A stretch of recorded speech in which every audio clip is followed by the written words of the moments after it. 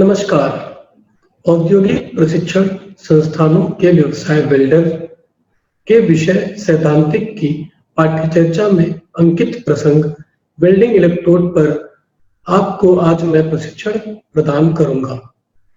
आइए जानते हैं वेल्डिंग इलेक्ट्रोड के बारे में। जैसा कि हम सभी जानते हैं कि वेल्डिंग एक ऐसी प्रक्रिया है जिसके द्वारा हम किन्हीं भी दो धातुओं या अधातुओं को स्थायी रूप से जोड़ते हैं। तो जब हम धातुओं या अधातुओं को स्थायी रूप से जोड़ते हैं तो हमें वेल्डिंग करने के लिए बेस मेटल के साथ साथ एक अतिरिक्त मेटल की भी आवश्यकता होती है, जिसकी सहायता से हम वह जोड़ लगाते हैं। तो वो जो अतिरिक्त हम मेटल यूज करते हैं उसे हम वेल्डिंग इलेक्ट्रोड कहते हैं। वेल्डिंग इलेक्ट्रोड का प्रयोग हम आर्क वेल्डिंग में करते हैं और फ्लक्स और फिलर रॉड का प्रयोग हम गैस वेल्डिंग में करते हैं। आर्क वेल्डिंग में हम सामान्यतः फ्लक्स कोटेड इलेक्ट्रोडों का प्रयोग किया जाता है या केवल कोटेड इलेक्ट्रोड्स जो होते हैं उन्हीं का उपयोग हम करते हैं। इन कोटेड इलेक्ट्रोड्स में क्या होता है कि हमारा एक कोर वायर होता है। कोर वायर जो उस कोटेड मेटल के नीचे रहता है, जिसकी हम कोटिंग करते हैं जिन रसायनों की, उनके नीचे हमारा कोर वायर रहता है। उसके ऊपर हम ये जो है वो कोटिंग चढ़ाते हैं। इसमें कोटिंग जब भी हम चढ़ाते हैं तो इस बात का ध्यान रखा जाता है कि जो हम कोटिंग का इस्तेमाल कर रहे हैं वो हमारी वेल्डिंग धातु के आधार पर है और हमारा जो जोड़ है उसके आधार पर है कि नहीं। क्योंकि अगर हम अपने जोड़ के आधार पर और धातु के आधार पर कोटिंग नहीं करेंगे तो हमारी वेल्डिंग सही नहीं आएगी। जैसा कि हम चित्र में देख पा रहे हैं कि हमारा एक कंज्यूमेबल इलेक्ट्रोड दर्शाया गया है और हमारा ये फ्लक्स जो नीले कलर से दर्शाया गया है ये हमारा कोर वायर है, ठीक है। और उसके ऊपर ये ब्राउन कलर की जो है ये कवरिंग है और ये हमारा पूरा ये कंज्यूमेबल इलेक्ट्रोड है। ये येलो कलर से हमारी आर्क दर्शाई गई है। ये वेल्ड पूल है डार्क ब्राउन कलर से, जिसको दर्शाया गया है। ये हमारा बेस मेटल है जिसे पैरेंट मेटल बोला जा रहा है और ये हमारा वेल्ड मेटल है जो जोड़ लगने के बाद में हमें प्राप्त होता है।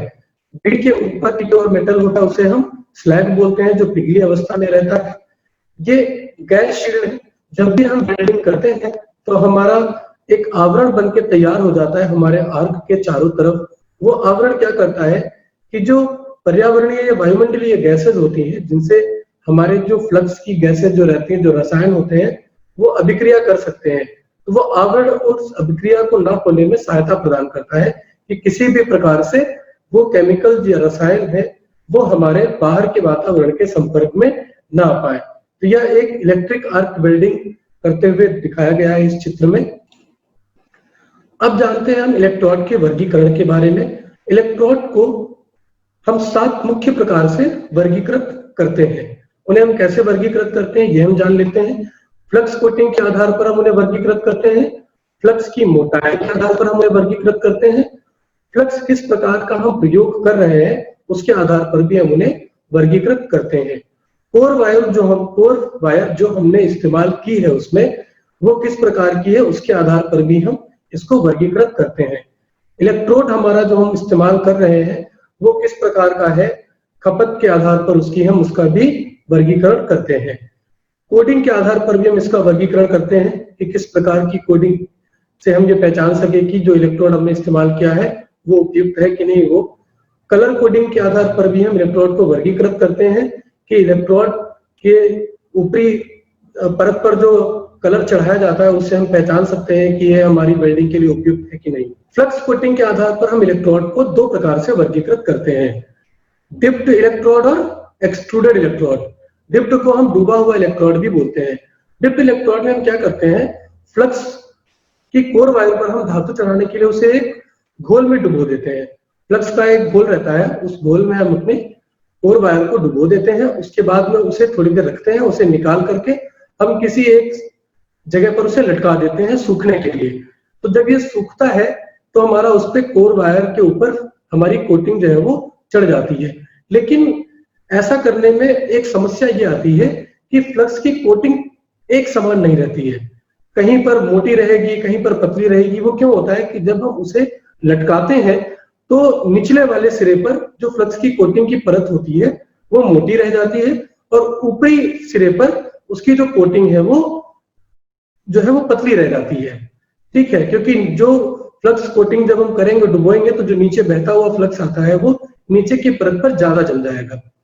दूसरी विधि है एक्सट्रूडेड इलेक्ट्रोड। एक्सट्रूडेड इलेक्ट्रोड में हम क्या करते हैं, एक विशेष प्रकार के एक्सट्रूजन प्रेस का इस्तेमाल करते हैं।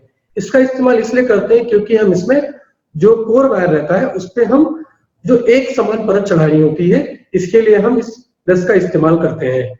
इसमें दबाव द्वारा हम फ्लक्स को चढ़ाते हैं, जिससे कि जो हमारा जो कोटिंग रहती है वो पूरी बराबर चलती है। इसके एक सिरे को हम कोटिंग करने के बाद में चैम्फर कर देते हैं। चैम्फर इसलिए कर देते हैं ताकि जो हमारी कोर वायर है उसमें इलेक्ट्रिक करंट जो है वो पास हो जब हम इसे इलेक्ट्रोड होल्डर से पकड़ेंगे, ताकि इसमें विद्युत धारा का प्रवाह होना आवश्यक है, इसलिए हम इसके सिरे को चैम्फर कर देते हैं। अब फ्लक्स की मोटाई के आधार पर हम इसे 3 प्रकार से विभाजित करते हैं। पहला है कम लेपित इलेक्ट्रोड। कम लेपित इलेक्ट्रोड में हम क्या करते हैं, चूने की एक परत ले, चूने का एक घोल ले लेते हैं। इस घोल में क्या करते हैं, और अपने उस कोर वायर को डुबा देते हैं। डुबोने के बाद में इसको हम बाहर निकाल लेते हैं, इसे सुखा देते हैं। चूने का घोल क्या करता है, यह जंग लगने से जो है इसको बचाता है, हमारे कोर वायर को जंग नहीं लगने देता है, इसमें सहायता करता है। और जब हम वेल्डिंग करते हैं तो हमारी जो आर्क जनरेट होती है वो स्थिर रहती है, ठीक है, वो कहीं इधर उधर नहीं जाती है और एक पोजीशन पर हमारी रहती है। इसका कोटिंग फैक्टर जो है वो 1.25 से 1.8 तक होता है। कोटिंग फैक्टर क्या होता है वो भी हम आगे जानेंगे। फिर आता है हमारा मध्यम लेपित इलेक्ट्रोड। मध्यम लेपित इलेक्ट्रोड में क्या रहता है कि हम जो फ्लक्स की परत चढ़ाते हैं वो थोड़ी पतली रहती है, लेकिन वो कम लेपित इलेक्ट्रोड की परत से थोड़ी सी ज्यादा रहती है, ठीक है। ये क्या करता है, ये आर्क को स्थिर रखने में सहायक रहता है और बीड के ऊपर स्लैब की एक परत बना लेता है। जो परत क्या करती है, हमारी वायुमंडलीय जो गैसेज होती हैं उससे एक आवरण बनाकर ये जो सुरक्षा प्रदान करता है, जिससे कि वो किसी प्रकार से रिएक्शन न कर सके। इसका कोटिंग फैक्टर 1.3 से 1.5 रहता है। इसका कोटिंग फैक्टर हमारा कम लेपित इलेक्ट्रोड से थोड़ा सा ज्यादा रहता है।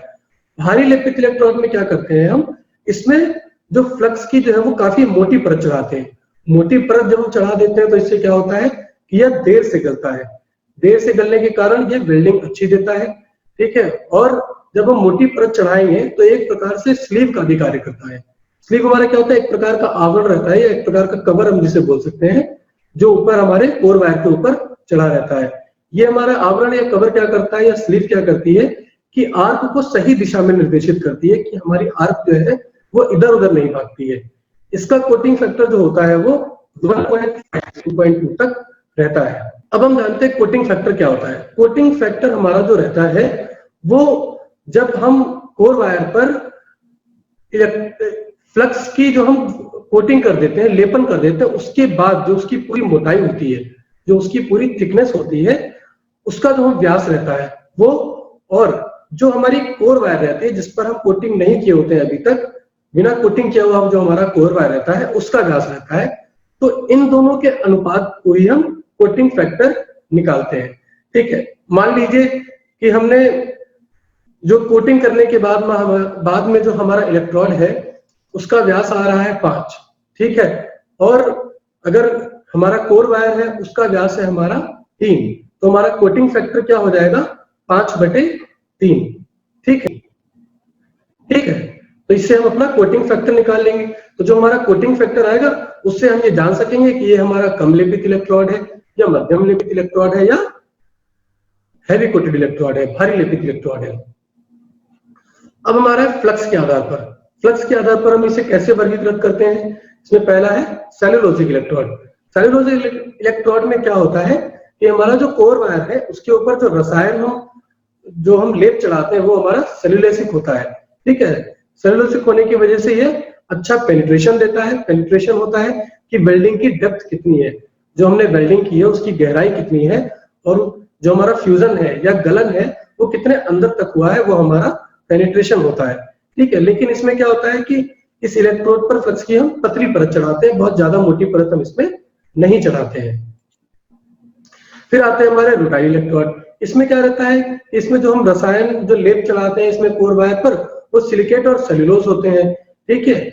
और ये क्या करते हैं, बेसिकली जो भी हम सामान्य कामों में, फैब्रिकेशन के कार्यों में हम उपयोग करते हैं वो रूटाइल प्रकार के इलेक्ट्रोडों का ही उपयोग होता है। फिर आते हैं हमारे iron oxide electrode. Iron oxide हमारे क्या होते हैं, इसमें जो हम रसायन इस्तेमाल करते हैं वो आयरन ऑक्साइड और सिलिकेट होते हैं, ठीक है, जिनको हम बेस के रूप में फ्लक्स के ऊपर, बेस के रूप में जो फ्लक्स होता है वो कोर वायर पर हम चढ़ाते हैं। लेकिन इसमें हम एक काम करते हैं कि इनकी थोड़ी सी मोटी परत जो है वो चढ़ाई जाती है, ठीक है। अब आते हैं हमारे बेसिक इलेक्ट्रोड। बेसिक इलेक्ट्रोड क्या होते हैं, ये कैल्शियम कार्बोनेट और फ्लोराइड के होते हैं। इसमें हम रसायन जो इस्तेमाल करते हैं वो कैल्शियम कार्बोनेट और फ्लोराइड होते हैं, और इसमें अच्छी मोटी परत चढ़ाते हैं इनकी, ठीक है। जब मोटी परत चढ़ाते हैं तो इसमें हम एक बात का ध्यान रखते हैं कि जो आर्क की लेंथ है वो हमारी छोटी हो, क्योंकि जब हम मोटी अगर परत चढ़ाएंगे तो आर्क लेंथ छोटी रहने में ये आर्क को सही दिशा में ही निर्देशित करेंगे, ठीक है। अगर हम आर्क लेंथ बड़ी कर देंगे तो हमारा जो वेल्डिंग आएगी वो सही नहीं आएगी, क्योंकि जितनी छोटी हमारी आर्क लेंथ होगी उतने अच्छे से ये गलेंगे, क्योंकि जितनी मोटी परत होगी उतना ही टाइम इनको लगता है, समय लगता है गलने में। फिर आते हैं हमारे कोर वायर की धातु के आधार पर। कोर वायर की धातु के आधार पर हम इलेक्ट्रोडों को दो रूप में वर्गीकृत करते हैं। पहला है लौह धातु के इलेक्ट्रोड और अलौह धातु के इलेक्ट्रोड। लौह धातु के इलेक्ट्रोड हमारे वो इलेक्ट्रोड होते हैं जिनमें आयरन के कॉम्पोजिशन मिले होते हैं, ठीक है। आयरन के अलॉय या लौह धातु के अलॉय मिक्स होते हैं, वो हमारे होते हैं लौह धातु के इलेक्ट्रोड, जैसे mild steel, medium carbon steel, cast iron और मैग्नीज स्टील, ठीक है। फिर हमारे आते हैं अलौह धातु के इलेक्ट्रोड। अलौह धातु के इलेक्ट्रोड हमारे वो इलेक्ट्रोड होते हैं जिनमें आयरन के कॉम्पोजिशन नहीं होते हैं या उनके अलॉय नहीं होते हैं, जैसे एल्युमिनियम, ब्रास, कॉपर। फिर आते हैं हमारे इलेक्ट्रोड की खपत के आधार पर। इलेक्ट्रोड की खपत के आधार पर का तात्पर्य है कि जब हम कभी हम वेल्डिंग करते हैं तो वेल्डिंग करने के साथ ही साथ हमारे जो इलेक्ट्रोड है वो कैसे खर्च हो रहे हैं। कुछ ऐसे इलेक्ट्रोड होते हैं जब हम वेल्डिंग करते हैं तो वेल्डिंग के साथ ही साथ पूरी तरीके से खर्च होते जाते हैं, वो पिघल करके हमारे जो स्लैग होता है उसी के साथ में वो बीड पर बनते जाते हैं।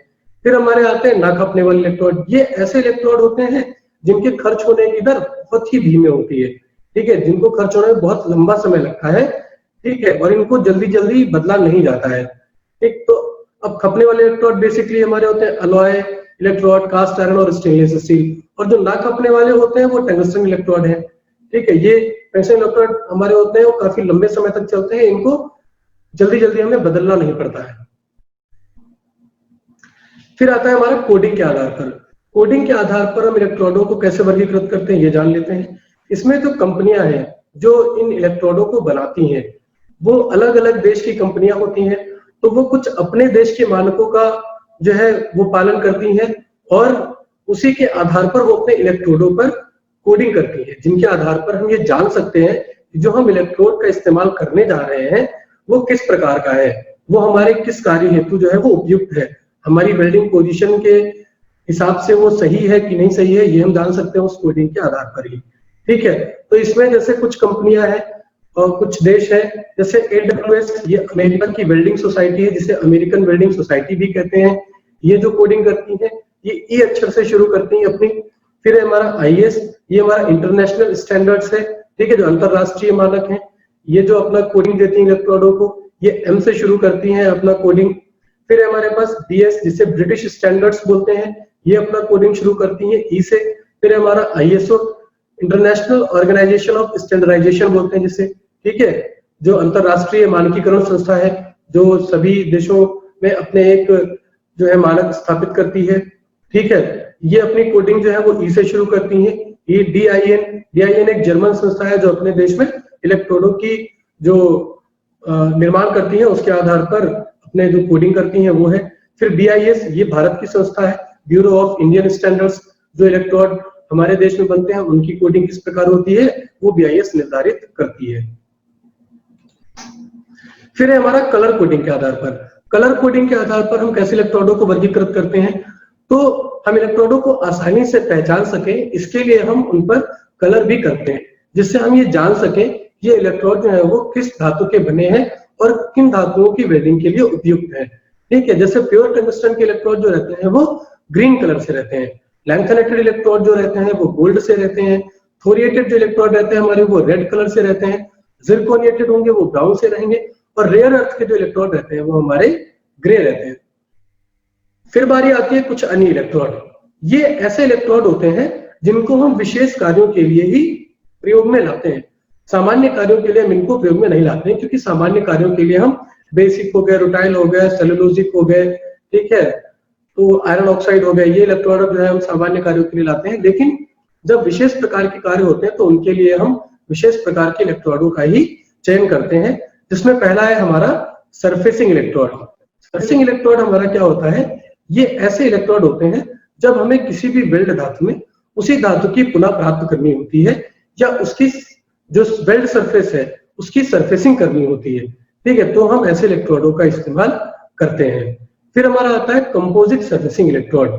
कंपोजिट सरफेसिंग इलेक्ट्रोड हमारे उन कार्यों के लिए उपयुक्त होते हैं जहां हमें माइल्ड स्टील की ट्यूबुलर कोर की सरफेसिंग करनी होती है, ठीक है, फैब्रिकेशन के कार्यों के लिए भी हम इनका इस्तेमाल कर सकते हैं। फिर आता है हमारा cast iron electrode. Cast iron electrode में हमारे क्या रहते हैं कि इसमें 3.5% के करीब हमारी कार्बन रहती है, ठीक है, और 3% के करीब हमारी सिलिकॉन रहती है, 0.7% के करीब हमारी मैग्नीज रहती है और 0.6% के करीब हमारी फास्फोरस रहती है। इन 4 धातुओं से मिलकर के हमारा जो है ये कास्ट आयरन इलेक्ट्रोड जो है वो बनता है, ठीक है।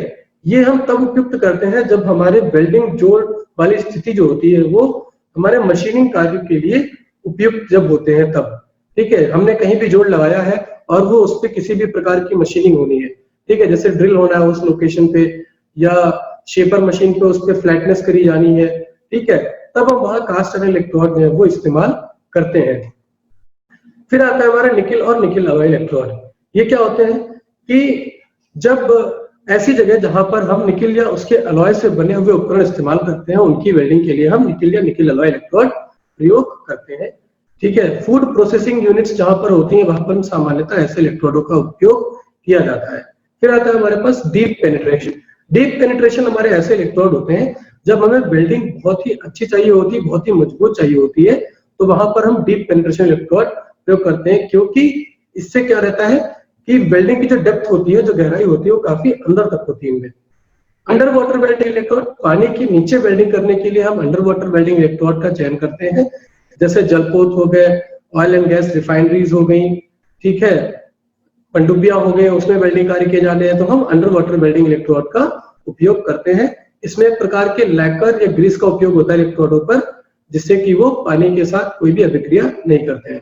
फिर लो हाइड्रोजन इलेक्ट्रोड, इनमें क्या रहता है कि हाइड्रोजन की मात्रा कम रहती है, क्योंकि अगर हाइड्रोजन की मात्रा अधिक हो जाएगी तो हाइड्रोजन एक अक्रिय गैस है और ये घुलनशील अवस्था में आ जाएगी जब हम वेल्डिंग करेंगे तो, या जमने पर फिर गैसेस फॉर्म में आने का प्रयास करती है और ये बाहर निकलने की कोशिश में वेल्डिंग दोष दे जाती है। फिर आता है हमारे पास कार्बन इलेक्ट्रोड। कार्बन इलेक्ट्रोड हमारे ऐसे इलेक्ट्रोड होते हैं जब हमें कार्बन की धातुओं पर वेल्डिंग या कटिंग कार्य करना होता है तो हम कार्बन इलेक्ट्रोडों का चयन करते हैं। फिर इलेक्ट्रोड की कोडिंग कैसे करते हैं, तो उसमें पहला है IS 8141991। ये भारत में इस समय जो है वो इसी कोडिंग का चलन है, इसी कोडिंग से हम अपने इलेक्ट्रोडों का निर्माण करते हैं। इसमें कुछ मुख्य बातें हैं जिनका हम ध्यान रखते हैं कि जैसे लेपित फ्लक्स का प्रकार, कि हमारा फ्लक्स किस प्रकार का होगा, बेसिक होगा, रुटाइल होगा, आयरन ऑक्साइड होगा, ठीक है, या सेलुलोजिक होगा, वो किस प्रकार का होगा, कोर वायर की हमारी कितनी सामर्थ्य रहेगी उसमें, ठीक है, कि कितना वो है, वो टेंसाइल स्ट्रेंथ या यील्ड स्ट्रेंथ जो है वो देख लेगा, तनन सामर्थ्य कैसी वो झेल सकता है या सहन कर सकता है। फिर इलोंगेशन तथा इंपैक्ट। इलोंगेशन मतलब उसमें कितने प्रकार का जो है वो इलोंगेशन हो सकता है, ठीक है, लंबाई में या चौड़ाई में उसमें कितना डिफरेंस हो सकता है वो। फिर वेल्डिंग की स्थिति कौन कौन सी है जिसके लिए वो उपयुक्त हो सकता है, क्षैतिज, ऊर्ध्वाधर, फ्लैट पोजीशन या शिरोपरि, ये हमारी वेल्डिंग स्थितियां होती है तो किसी स्थिति के लिए वो उपयुक्त है। वेल्डिंग धारा तथा वोल्टेज, वेल्डिंग की ऐसी कौन सी पैरामीटर्स है जिनको हम रखेंगे तो हमारा जो वेल्डिंग है वो बहुत ही अच्छी प्राप्त होगी। फिर है हाइड्रोजन नियंत्रण। हाइड्रोजन नियंत्रण मतलब उसमें हाइड्रोजन की कितनी मात्रा है वो रहेगी, वो भी इसमें रहता है। फिर वेल्ड धातु की पुनः प्राप्ति, जब हम वेल्डिंग करेंगे तो हमारी बेस धातु की कितना प्राप्ति हो जाती है हमारी, वो भी हम इलेक्ट्रोडों में अंकित रहता है कि कितने प्रतिशत हमें पुनः प्राप्ति होगी। फिर है रेडियोग्राफिक इलेक्ट्रोड। रेडियोग्राफिक इलेक्ट्रोड ऐसे इलेक्ट्रोड होते हैं जिनसे वेल्डिंग काफी सुंदर भी बनती है और काफी मजबूत भी रहती है। इनको जब हम कट करके एक्सरे मशीन से जब हम देखेंगे तो हमें दिखाई देगा कि हमारी वेल्डिंग जो है वो बहुत ही अच्छी हुई है। फिर आता है हमारा AWS स्टैंडर्ड। AWS स्टैंडर्ड हमारा क्या रहता है, AWS का तात्पर्य जो है वो अमेरिकन वेल्डिंग सोसाइटी से है। अमेरिकन वेल्डिंग सोसाइटी संस्था है अमेरिका की जो इलेक्ट्रोडों का कोडिंग जो है वो प्रदान करती है। इसमें विभिन्न इलेक्ट्रोडों के लिए मानक निर्धारित किए जाते हैं, जैसा मैंने बताया था अभी कि अंग्रेजी वर्णमाला के अक्षर ई से इसमें प्रारंभ करते हैं। इसका एग्जाम्पल अगर हम एक देख लेते हैं तो ये E601101 एक उदाहरण है जिसके द्वारा हम ये समझ सकते हैं कि इसमें कैसे कोडिंग करते हैं। तो इसका पहला व दूसरा अंक जो है वो, ठीक है, पहला व दूसरा अंक जो है हमारा वो वेल्ड धातु की तरंग सामर्थ्य के लिए रहता है कि उसकी टेंसाइल स्ट्रेंथ कितनी हम ले लेंगे, कितनी वो झेल सकेगा, सहन कर सकेगा, उसको दर्शाने के लिए पहला व दूसरा अंक होता है। तीसरा अंक वेल्डिंग की स्थिति के लिए रहता है, शिरोपरि स्थिति में है, फ्लैट पोजीशन में है, क्षैतिज में है या ऊर्ध्वाधर में, किस स्थिति के लिए है। चौथा अंक हमारा फ्लक्स कोटिंग के प्रकार को दर्शाता है, जिसमें विभिन्न जो है ये अंक रहते हैं जिनके आधार पर हम ये जान सकते हैं कि किस हेतु ये जो है वो उपयुक्त रहेगा हमारा। ठीक है, अगर 7 है तो आयरन ऑक्साइड के लिए होगा, 2 है तो टाइटेनियम सोडियम हेतु होगा। तो अगर कोई भी नंबर रहता है तो उस नंबर के आधार पर हम ये जान सकते हैं कि किस हेतु ये उपयुक्त है। आज के प्रशिक्षण के सारांश को अगर हम देखें तो हमने जाना वेल्डिंग इलेक्ट्रोड हमारे क्या होते हैं। जैसा कि हमने बताया कि वेल्डिंग एक स्थायी जोड़ लगाने की प्रक्रिया है। ठीक है, तो वेल्डिंग इलेक्ट्रोड को हम 7 प्रकार से वर्गीकृत करते हैं, जिसमें फ्लक्स कोटिंग के आधार पर इसमें डिप्ड और एक्सट्रूडेड रहते हैं। डिप्ड में क्या होता है कि एक फ्लक्स का घोल होता है, उसमें हम कोर वायर को डुबोते हैं और बाहर सूखने के लिए लटका देते हैं। एक्सट्रूडेड इलेक्ट्रोड में क्या करते हैं कि हम एक विशेष प्रकार की एक्सट्रूजन प्रेस का इस्तेमाल करते हैं, जिसके द्वारा हम कोर वायर पर फ्लक्स की कोटिंग करते हैं। इसमें क्या होता है, डिप्ड में जो है वो एक समान कोटिंग नहीं रहती और एक्सट्रूडेड में हम एक समान कोटिंग चलाते हैं दांत द्वारा। फिर आता है फ्लक्स मोटाई के आधार पर। फ्लक्स मोटाई के आधार पर हमारे 3 प्रकार के होते हैं, लो, मीडियम और हैवी। तो हमारे ऐसे इलेक्ट्रोड होते हैं जिनका कोटिंग फैक्टर 1.25 से 1.3 तक रहता है, वो हमारे लो कोटेड रहते हैं, और 1.3 से 1.5 तक जिनका रहता है वो हमारे होते हैं मीडियम कोटेड इलेक्ट्रोड, और जिनका 1.5 से 2.2 तक रहता है कोटिंग फैक्टर वो हमारे होते हैं हैवीली कोटेड इलेक्ट्रोड। फिर आते हैं हमारे फ्लक्स के आधार पर। फ्लक्स के आधार पर हमारी ये 4 थे, सेल्यूलोसिक, रुटाइल, आयरन ऑक्साइड और बेसिक। सेल्यूलोसिक में जैसे हमने देखा कि इसमें जो रसायन रहता है हमारा वो सेल्यूलोज का रहता है। ठीक है, तो इसी प्रकार से अगला हमारा है कोर वायर की धातु के आधार पर। कोर वायर की धातु के आधार पर हमने कैसे वर्गीकृत किया इन्हें, फेरस या नॉन फेरस। फेरस मतलब है हमारा लौ और नॉन फेरस से मतलब है हमारा यहाँ अलॉय। ठीक है, लौ मतलब जिसमें आयरन अलॉय के गुण होंगे उसमें वो हमारे फेरस होंगे, और जिसमें आयरन कंपोजिशन या अलॉय के गुण नहीं होंगे वो हमारे नॉन फेरस रहते हैं। फिर इलेक्ट्रोड की खपत के आधार पर। इलेक्ट्रोड की खपत के आधार पर कैसे, हमारे जो इलेक्ट्रोड हमारे रहते हैं वो वेल्डिंग के साथ ही साथ खर्च होते रहते हैं, वो हमारे कंज्यूमेबल इलेक्ट्रोड कहलाते हैं, और जो हमारे वेल्डिंग के साथ ही साथ खर्च नहीं होते हैं वो हमारे नॉन कंज्यूमेबल इलेक्ट्रोड होते हैं। तो ये खर्च होते हैं लेकिन इनके खर्च होने की दर इतनी धीमी होती है कि ये हम सामान्य नहीं देख सकते हैं, क्योंकि ये काफी लंबे समय तक चलते हैं, इसीलिए इन्हें हम नॉन कंज्यूमेबल इलेक्ट्रोड कहते हैं। फिर हमारा कोडिंग के आधार पर। कोडिंग के आधार पर हमने देखा कि AWS कोडिंग हो गई, BIS कोडिंग हो गई, ठीक है, IS कोडिंग हो गई, ब्रिटिश स्टैंडर्ड्स की कोडिंग हो गई, जर्मन संस्था DIN है वो कोडिंग है। तो ये अलग अलग देश और अलग अलग कंपनियां जो है वो कोडिंग करती है इलेक्ट्रोडों की, जिससे कि हम ये जान सके कि कौन सा इलेक्ट्रोड हमारी किस वेल्डिंग के लिए उपयुक्त है।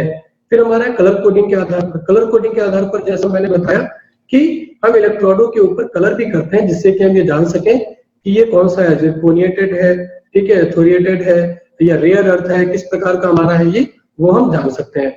फिर हमने कुछ अन्य विशेष प्रकार के इलेक्ट्रोड भी हमने देखे, ठीक है, जिसमें सरफेसिंग इलेक्ट्रोड है, कंपोजिट सरफेसिंग इलेक्ट्रोड है, अंडर वाटर वेल्डिंग इलेक्ट्रोड है। अंडर वाटर वेल्डिंग इलेक्ट्रोड जैसे मैंने बताया कि पानी के नीचे जब हम वेल्डिंग करेंगे तो बहुत ही विषम परिस्थितियां होती हैं पानी के नीचे वेल्डिंग करने के लिए, तो वहां पर हमें ऐसे इलेक्ट्रोडों का चयन करना पड़ता है कि जो पानी के साथ वो किसी भी प्रकार की अभिक्रिया ना करे और नम ना हो, क्योंकि अगर हम नम इलेक्ट्रोडों से वेल्डिंग करेंगे तो उसमें वेल्डिंग दोष आ जाता है, हमारा जोड़ मजबूत नहीं बनेगा। और जैसे जलपोत वगैरह हो गए, पनडुब्बी हो गई, यहाँ पर वेल्डिंग हमारी बहुत अच्छी होनी आवश्यक है, मजबूत होनी आवश्यक है, इसलिए हम अंडर वाटर वेल्डिंग इलेक्ट्रोड का इस्तेमाल करते हैं। इसमें लैकर या ग्रीस का एक कोटिंग रहती है जो इनको पानी से विक्रिया करने से बचाती है। ठीक है, निकिल या निकिल अलॉय के इलेक्ट्रोड थे, इसमें निम्न हाइड्रोजन इलेक्ट्रोड थे, इसमें हाइड्रोजन की मात्रा कम रहती है, जिससे कि किसी भी प्रकार का वेल्डिंग दोष जो है वो जनरेट ना हो। ठीक, फिर हमने देखा इलेक्ट्रोड कोडिंग। इलेक्ट्रोड कोडिंग 2 प्रकार से हमने समझी, इंटरनेशनल स्टैंडर्ड्स, ठीक है, इसमें क्या था कि फ्लक्स का प्रकार था, ठीक है, उसकी तनन सामर्थ्य थी, ठीक है, उसका इलोंगेशन और इम्पैक्ट था, उसमें रेडियोग्राफिक इलेक्ट्रोड थे, ठीक है, तो ये हमने समझा कि IS इसमें इंटरनेशनल स्टैंडर्ड्स में किस प्रकार के इलेक्ट्रोड रहते हैं। फिर AWS कोडिंग जो अमेरिकन बिल्डिंग सोसाइटी कोडिंग है, उसके द्वारा हमने समझा कि इसमें कैसे कोडिंग करते हैं। ठीक है, कौन से पोजीशन के अच्छे से क्या उसमें निर्देशित रहता है वो हमने जाना। तो इस प्रसंग को बनाने के लिए मैंने इन वेबसाइट्स का जो है वो सहायता ली है, मैंने इनसे गूगल की सहायता ली है, मैंने वेल्डपीडिया.com की सहायता ली है मैंने, और वेल्डर थ्योरी की किताब RN गर्ग सर द्वारा लिखी गई और अरिहंत प्रकाशन द्वारा प्रकाशित की गई बुक जिसकी मैंने सहायता ली है इस प्रसंग के निर्माण में। आज मैंने वेल्डिंग इलेक्ट्रोड पर आपको प्रशिक्षण प्रदान किया है। आशा है आपको यह प्रशिक्षण भविष्य हेतु मददगार होगा। धन्यवाद।